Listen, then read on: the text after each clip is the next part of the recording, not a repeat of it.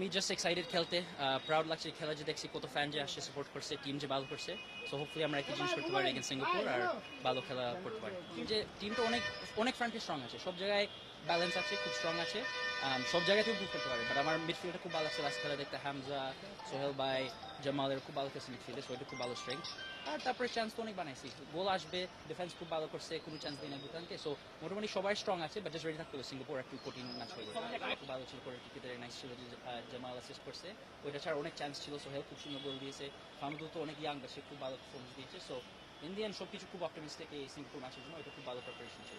Preparation হচ্ছে সে তো এদের main target, main threat, so এটার জন্য আমরা জাস্ট রেডি থাকতে হবে সে কী করতে পারে অ্যাগেন্স্ট আস, আমরা ওই থ্রেটটা ওয়ার আছি।